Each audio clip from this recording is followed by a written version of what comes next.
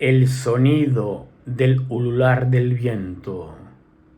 abierto a los diversos significados de los estados de ánimo, toma cuerpo y se asienta como una sombra o un destello, con unas fauces sin fondo o un esplendor de esperanza. A través de la ventana seguimos con la mirada en las nubes, que hacen contraste con el color del firmamento, sin dejar de mirar el balancear de los árboles, dejándonos llevar por la indescifrable certeza, que depende de la fe del momento